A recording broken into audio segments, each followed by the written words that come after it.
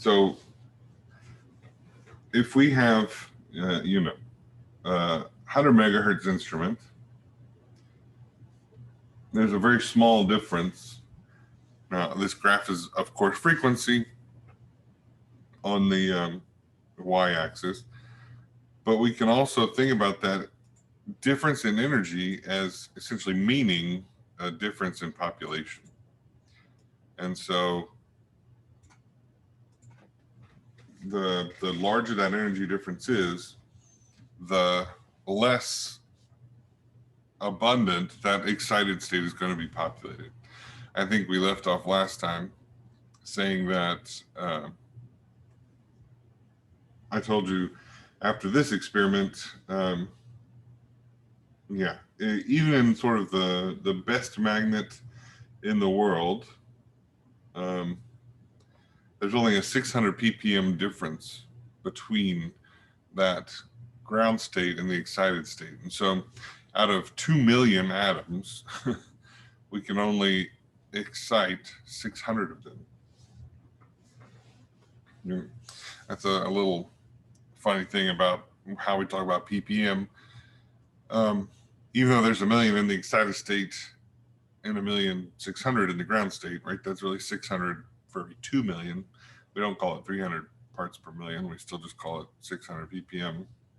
I don't know. It's a little confusing if you really stop and think about it. But that's the way it is.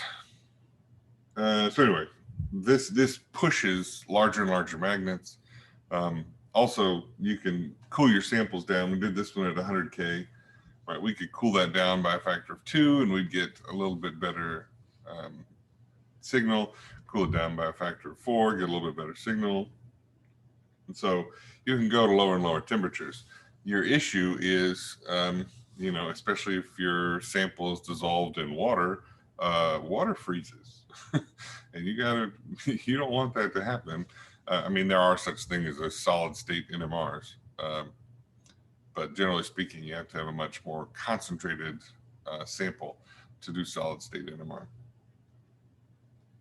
So, doing things at lower temperatures has its drawbacks. So that was all NMR theory. That's sort of where we're going to leave off NMR theory, and we're going to shift now to the instrumentation side of things. And so remember, this is radio frequencies. And so when we talk about NMR, we're talking about very relatively low frequencies compared to things like UV vis and infrared, and even microwave. We're talking about radio frequencies. And so you have your magnet, right? This is your big magnet here. So our B naught runs in this direction, for example. The way that we excite this is just by having a set of coils that transmit that radio frequency. And so, radio frequency is still electromagnetic radiation, but it's not light, and it doesn't really behave as light because light has wavelengths that we can think about as being so much shorter than the sample, right? If we talk about 100 nanometers, or 500 nanometers of light, that's about the same size as a molecule, right? A big molecule, maybe a protein or something, is about 500 nanometers across. And so, the wavelength of UV vis is on the order of magnitude of the wavelength of light in a molecule, the size of a molecule. The infrared, it's a little bit longer, but it's still kind of around that size, certainly to the point where we can, build an instrument that can direct these wavelengths. The issue with radio frequencies is that as we get up to these frequencies, we're talking about meter-long waves, right? In order to build an instrument that can actually move these meter-long waves around through space, your instrument would have to be enormous. Right? And the way that we get around this is that we sort of direct those waves through wires. Turns out that copper and other wire can actually be a pretty good conductor of radio frequencies. That's why we have antennas on our cars and on our home stereos. Y'all are too young to have home stereos, but you have antennas on top. Maybe you remember your grandparents fiddling around with the bunny ears on top of the TV. And so, metal is a good conductor of radio frequencies. And so we have these radio frequency generators. And what happens is you transmit this radio frequency, and it goes into this coil. And I'm going to outline this one in red just so it's a little bit easier to see. It goes into this coil.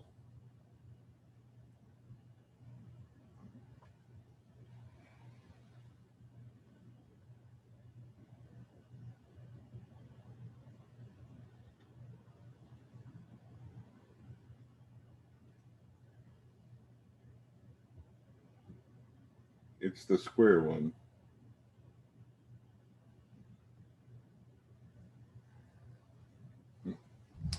And that's it. Right?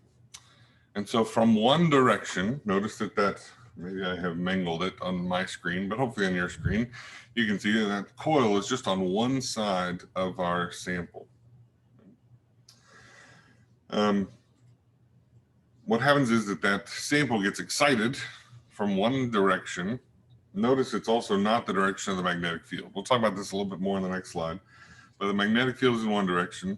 From another direction, we excite the molecules, the nuclei.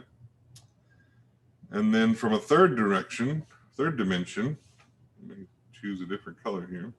Right? I don't even need a color. This blue spiral here, this blue coil, is the pickup, right? So that's the receiver.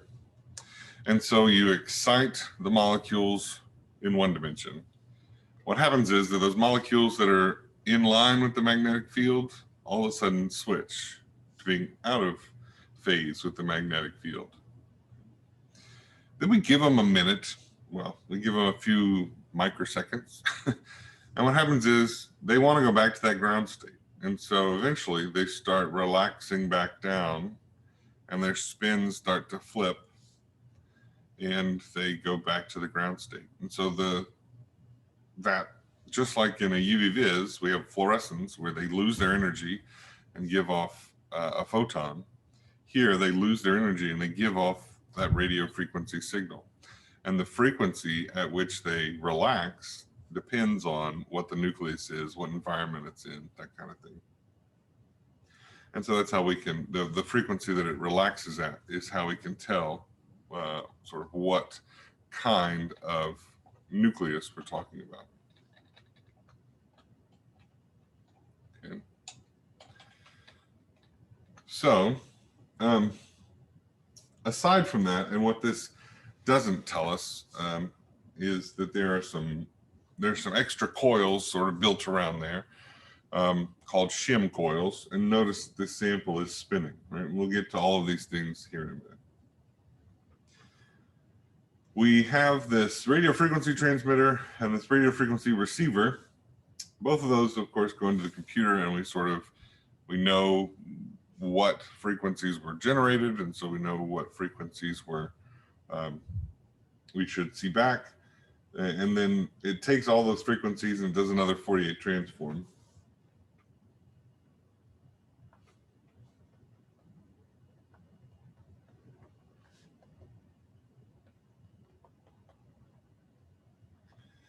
To go from those frequencies, to go from that time domain, it's getting all these frequencies at once and shift it to the frequency domain.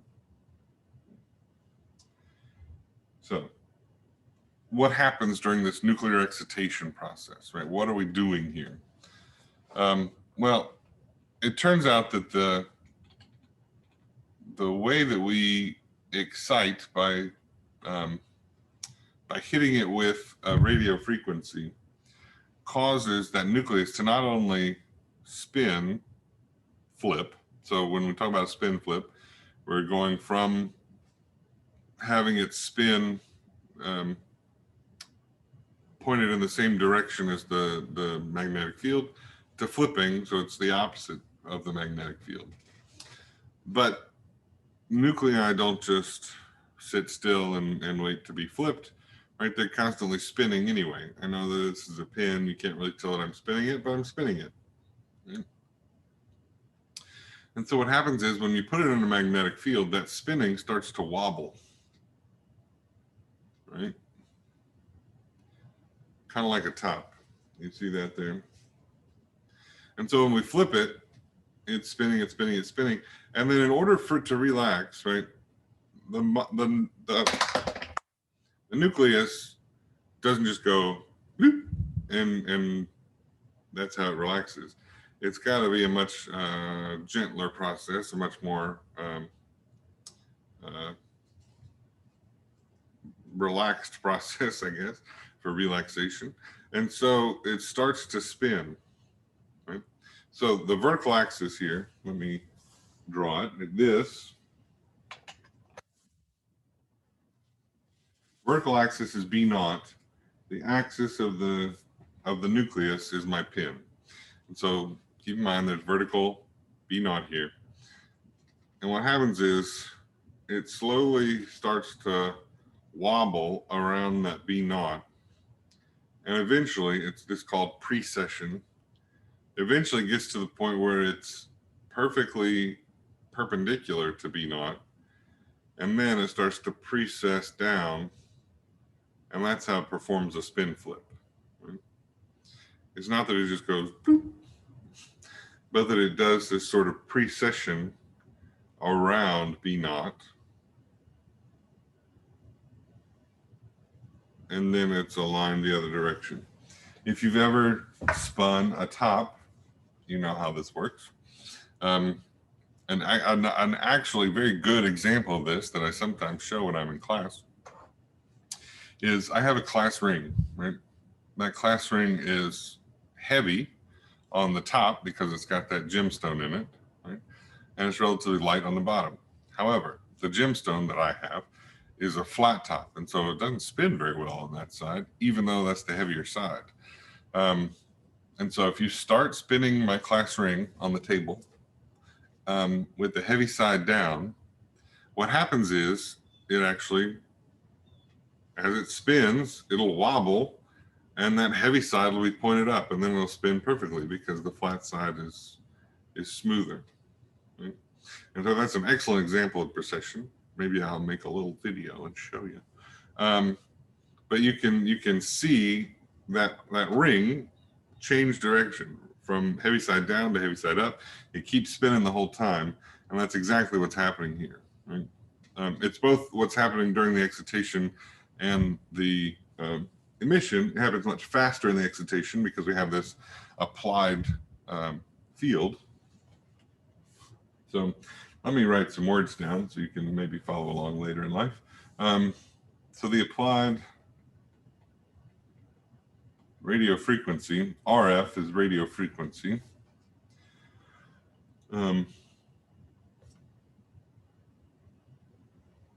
Switches the alignment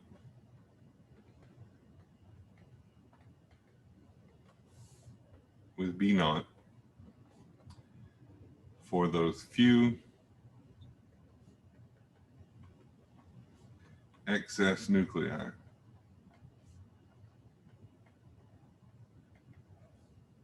in the ground state.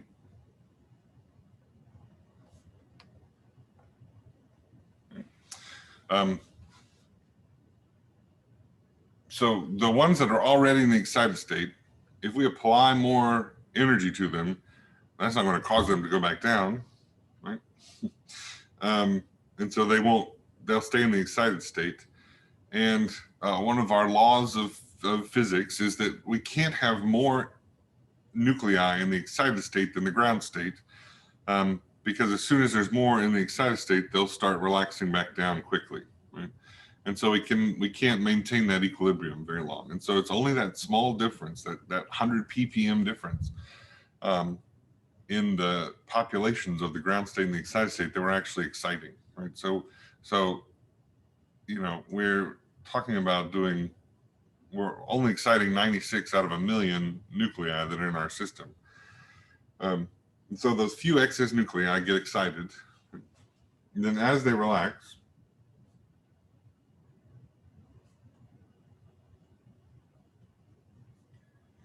the frequency at which they precess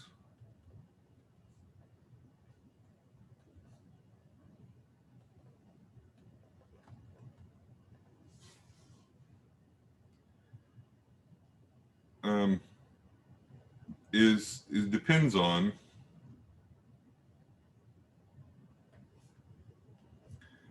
the nuclei's chemical environment. The nucleus is.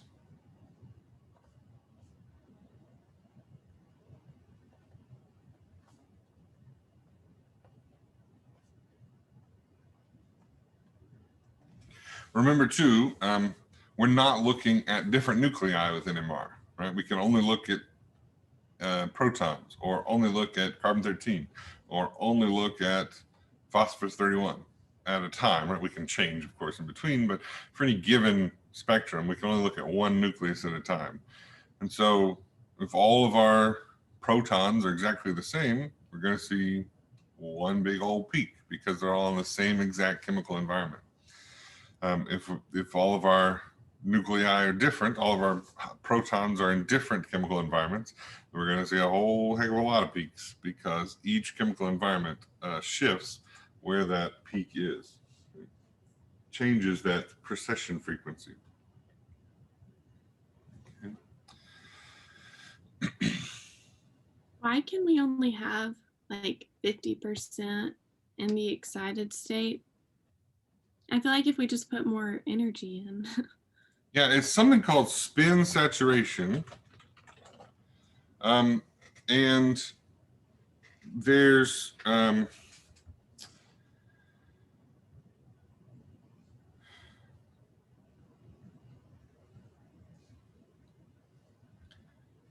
if we have spin saturation, what happens is it almost behaves like a laser. Again, I don't know how much you've learned about lasers, but laser is it's an acronym that stands for light amplification by the stimulated emission of radiation. And so in a laser, this is exactly what happens. We stimulate a whole lot of our particles, our electrons, into this upper level, and then we give them one more photon, and instead of absorbing it and going up, it essentially knocks them out of that higher energy level and goes back down. And so in a laser, you want that, it's not spin saturation, but you want that excited state to be saturated so that the next energy that comes in disrupts that equilibrium, and some of those particles fall back to the ground state. What we don't want is for them to go back to the ground state quickly like that. We want them to relax back down so we can measure their precessional frequency. And so maybe I worded it poorly in the sense that it's not some phenomenon where it can't happen, but once it happens, once we get that an equal number in both the ground state and the excited state, or excited state is ground state plus one, right? As soon as we have an overabundance in the excited state, then it's more likely to have that stimulated emission where those in the excited state can be forced back into the ground state. Okay. Thanks.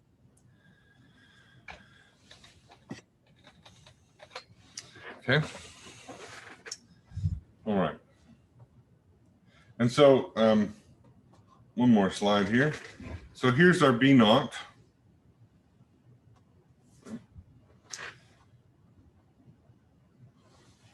The RF coils, this is the transmission coils.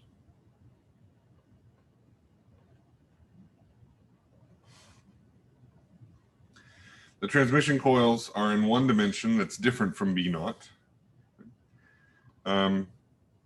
and they change the, so this M naught here is the spin of the nucleus.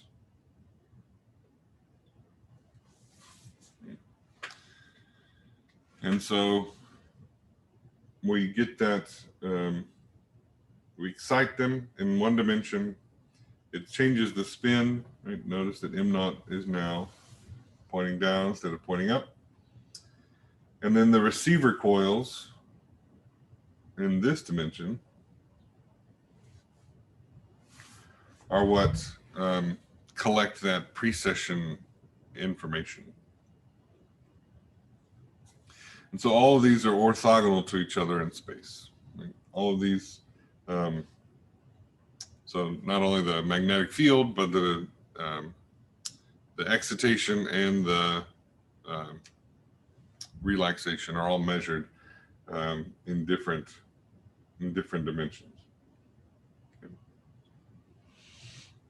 And again, this pulse will look something like this. So if our x-axis here is time, then we'll have this excitation pulse.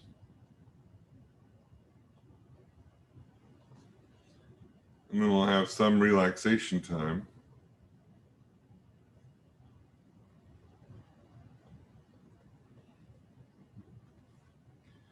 And then we'll have another excitation pulse.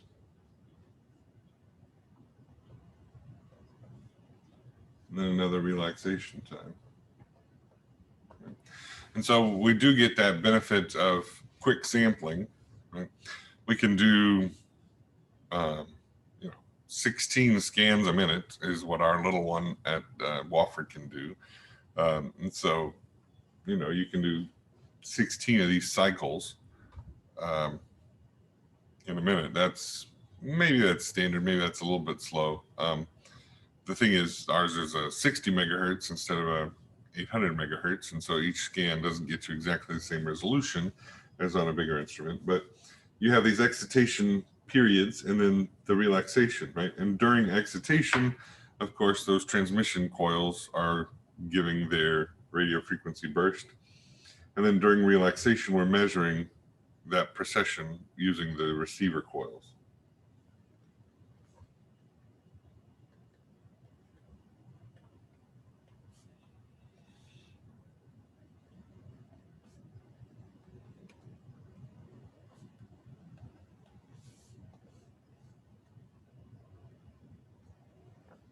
So Dr. Davis, the RF coils and the receiver coils are in like two different dimensions, like I guess two different orientations around the sample, and then the magnetic field is in another orientation.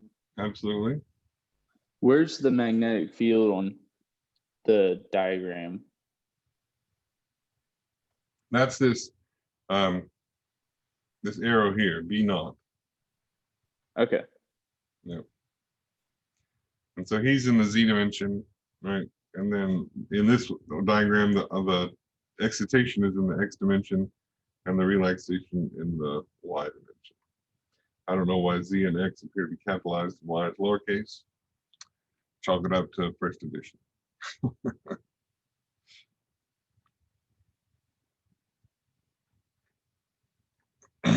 Okay. All right, so this is a slide that I added. I realized I left it off of our original data set, so you don't have this slide in front of you. But the biggest drawback to NMR instrumentation is magnetic field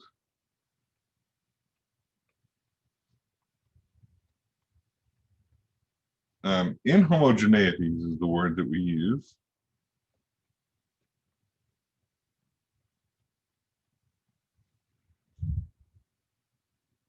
Right? So a non-homogeneous magnetic field. Right? What that means is that one part of our sample is seeing a slightly different magnetic field than another part of our sample. And of course, that's a bad thing because the magnetic field determines the frequency. And if it's in a region where it's a slightly different frequency, then of course when it relaxes, it's going to give off a slightly different frequency.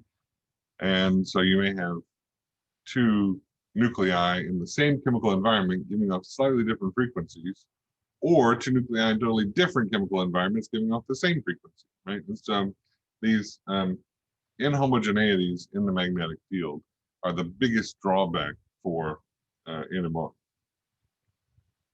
And so how do we deal with this? The first and perhaps the most obvious is better magnets.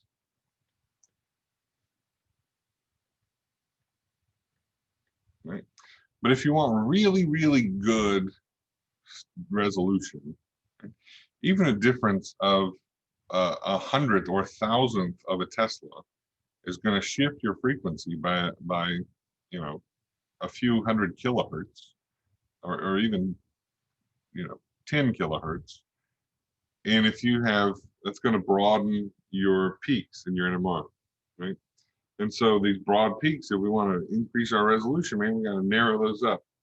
And so better magnets only go so far, because even in the best magnets, you're going to have these slight differences in magnetic field just based on the environment.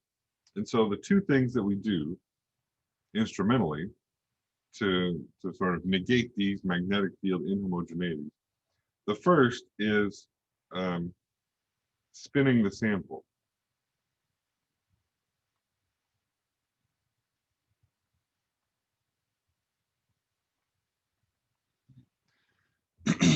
Again, the NMR that we have doesn't do that,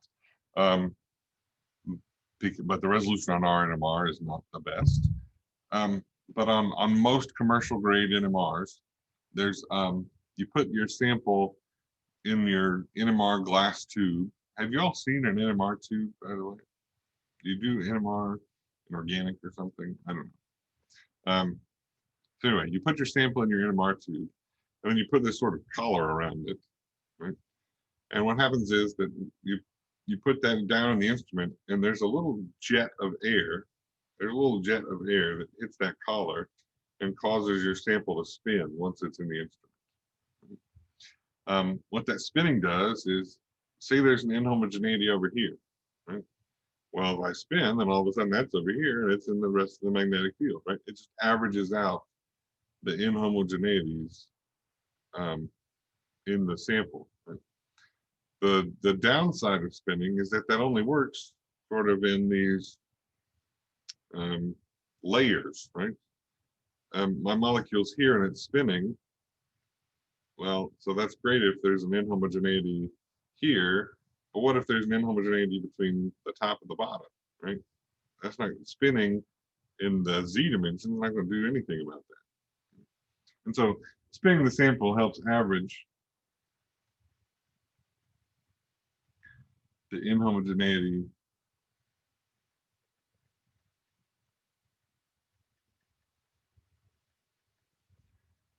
across the magnetic field. And let me slide back just a couple here. Right? Remember, B naught is here. And so if I'm spinning is going to negate any sort of loss of magnetic field that I get from one side to the other of the sample. Right? It's going to negate any difference, maybe for a split second, or maybe due to the instrument, that sample is a half a millimeter closer to one side of the magnet than the other. Right? That's going to cause some of these particles over here to have a different magnetic field than some of these particles over here. And of course, the ones in the middle are going to have a slightly different magnetic field too. And so spinning it helps average all that out. The other more sophisticated than just spinning this sample are shimming coils.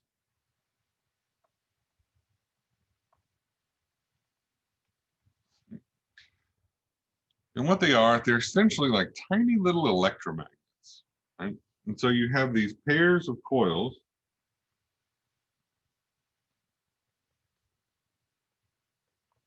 that behave as small electromagnets.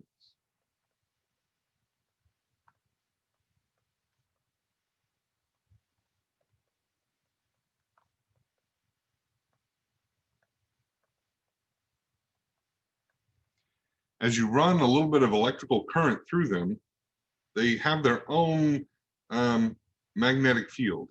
And that magnetic field changes the environment that those nuclei are in, right? There are instruments that have, just a couple of pairs, maybe 3 pairs of these shimming coils. The most elaborate instruments have like 16 pairs of shimming coils.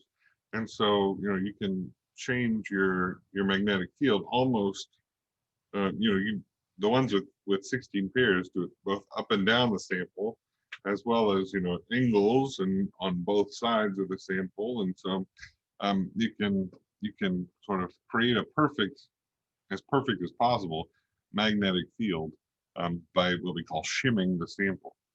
If any of you have ever done any carpentry work, you know what a little shim is, right? It's this little wedge of wood that you can put in there to make something perfectly level, right? And so that's essentially what they're doing. They're adding a little bit of magnetic field over here and a little bit of magnetic field over here to making sure that magnetic field is exactly the same across the sample. Okay. So those are really the biggest drawback to an NMR is that magnetic field inhomogeneity. And so better magnets, that's one way of doing it, but we're still not going to get a perfect field. And so we go with spinning and shimming. All right. So reading a spectrum, right? When we look at an NMR spectrum, it has these funny units at the bottom, ppm. Well, that's not related to frequency at all, right? We talk about wavelength related to frequency, wave numbers related a little bit to frequency, but ppm, how in the world is that related to frequency? Well, when we think about the chemical shift, right, this is our x-axis on our spectrum.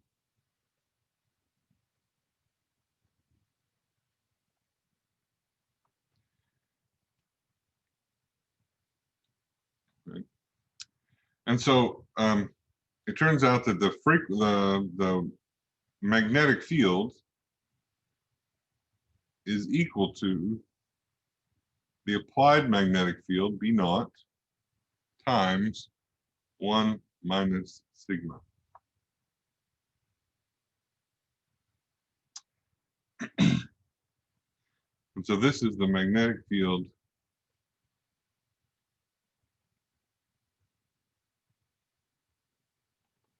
felt by a particular nucleus.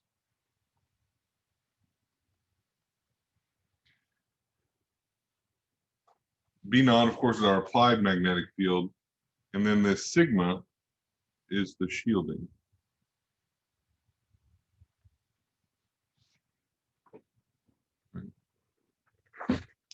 And so if we have if there's more shielding around a particular nucleus, right, then there's going to be a lower magnetic field at that nucleus. Lower the magnetic field, the lower the Larmor frequency. And so lower values for B, and we get this lower Larmor frequency, which we call V naught, nu naught.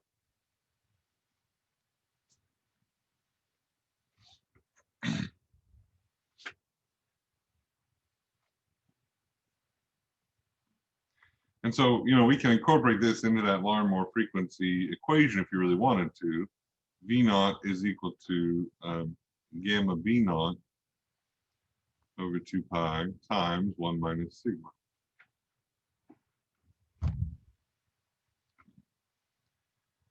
And so the frequency that we're actually getting for a particular nucleus varies based on the shielding, that environment.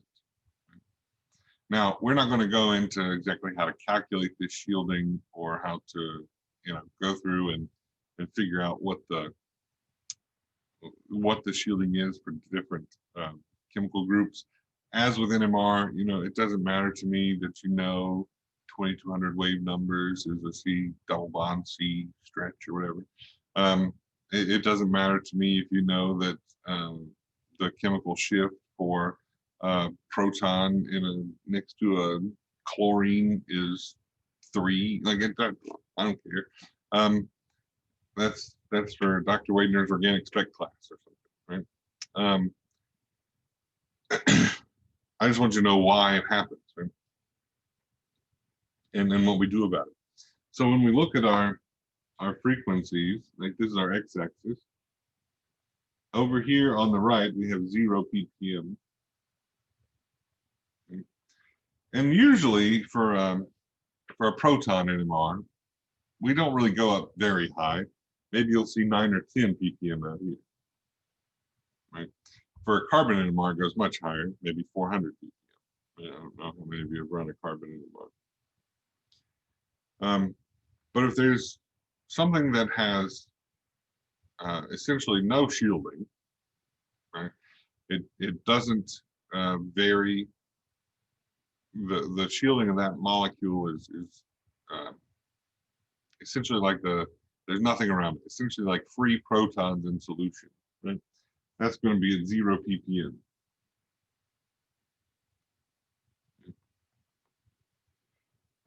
We often use a molecule called TMS,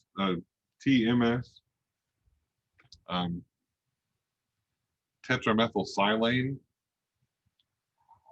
And so it's 4 methyl groups on a silicon atom. And that silicon, because it's in the same group there as carbon, it has very similar properties. It's not really electron withdrawing or electron donating, and so it's just like those protons. Since there's 12 protons sitting out there, it's just like they're there because the carbons don't really do a lot, and the silicon in the middle is not different from the rest of the carbons really, and so that's sort of our standard is 0. Now, is the shielding really 0 for that thing? I don't think so, but that's sort of what we use as a general standard, and it's got a very low shielding in any case. Quick question for you. Can B ever be larger than B naught?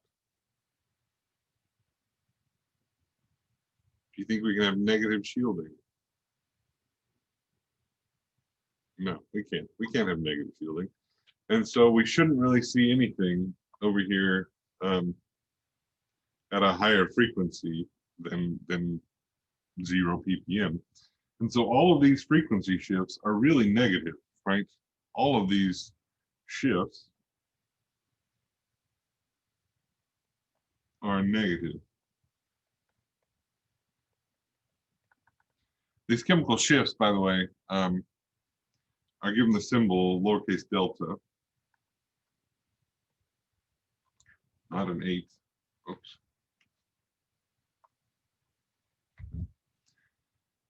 And so if we have something out here, that's a 7 ppm. Right? I'm going to use a very easy example. Let's say we had a 1 megahertz instrument. How sad is that? If we had a 1 megahertz instrument and this was at 7 ppm, right, then he would have lost 7 hertz, right? So he would be at 999,993 hertz. These shifts are not big, but they're big enough for us to detect.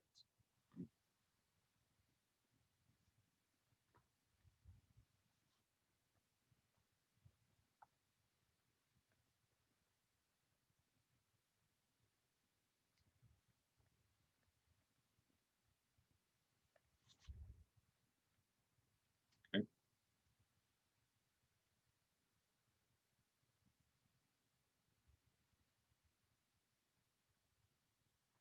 Right. And by the way, this shielding is similar to the shielding we talk about in GenChem, right? When we talk about those electrons shielding the nucleus from those valence electrons, right? It's a very similar kind of idea. Those electrons are shielding the nucleus from the magnetic field. All right, if you've ever done an NMR, you probably know that you get not single peaks, but maybe you get a triplet or a quartet or a pair, or this manky blob at the bottom that's all spread out, and you don't know how many peaks it has, right? This is due to something called spin-spin splitting. And what happens is, this is also called spin coupling. Right? And so nuclei that are in the same environment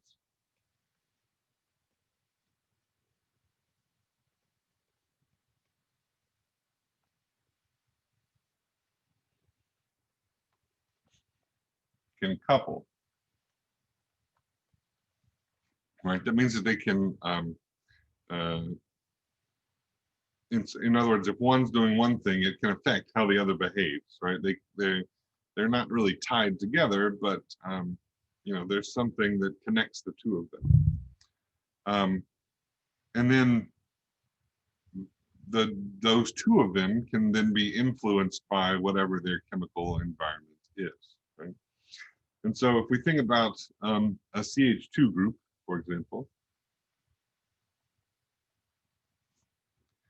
there are a certain number of ways that those nuclei could be arranged relative to B naught. Right? We just have 2 protons here, so that's what we're going to do. And so if this is B naught, those 2 protons could have their spins exactly the same direction. Let me make these a different color. Could have their spins in exactly the same direction as B naught. Right, that's one option. They could have their spins exactly opposite B naught. That's another option. Or they could be one of each. Right? So it could be like that, or they could be the opposite. Right? These are not quantum particles. We know which hydrogen is which.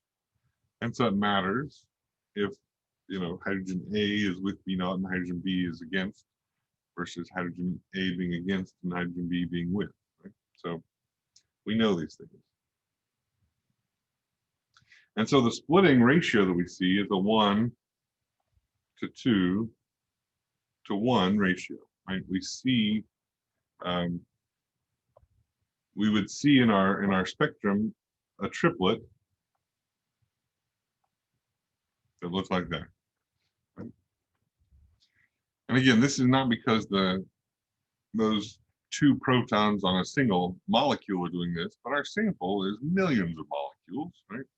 And on average, there's going to be about twice as many in the middle, because those are degenerate energy levels.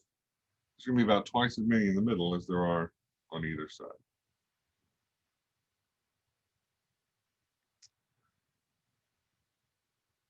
If we had a quartet, what's next on my slide? How far do I want to go into this? Okay. If we had a quartet,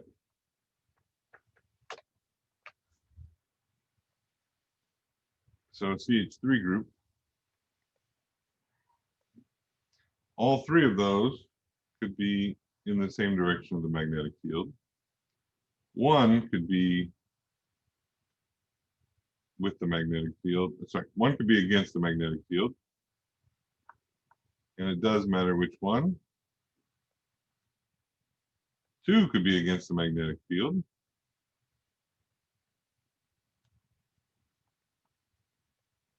Or they could all be against the magnetic field. Okay. And we get this 1 to 3 to 3 to 1 ratio. We have our nice quartet. Right? One of our math majors recognize these patterns.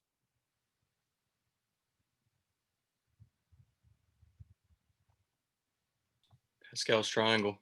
There we go. Yeah, and so these all follow Pascal's triangle in terms of their intensities. And so, of course, you have a singlet, you're just going to have 1. If you're going to have a doublet, they're going to be equal. This triplet's going to be a 1, 3, 1, The quartet's going to be a 1-2-1. Quartet's going to be a 1-3-3-1, etc., all the way down Pascal's triangle.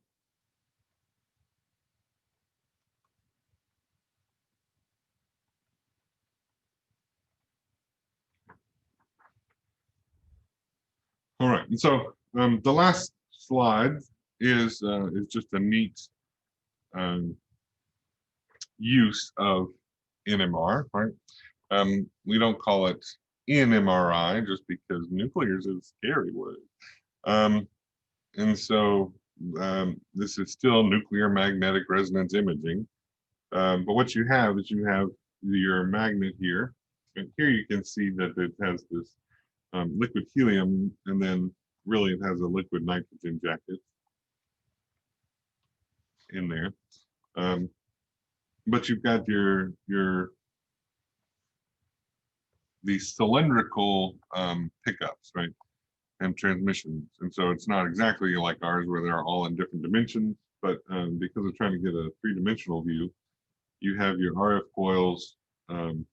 You'll transmit from one end and receive from the other. And then these gradient coils, this is essentially our shim. Sorry, not shim. In order to get those slices of your brain as they go through the NMRI, they'll gradually increase the magnetic field. And every time they increase the magnetic field, it goes, a millimeter deeper into your brain that they're focusing on. And so that's how they do NMR with these gradient coils. Anyway, that's NMR. That's chapter 14. I'll see you tomorrow.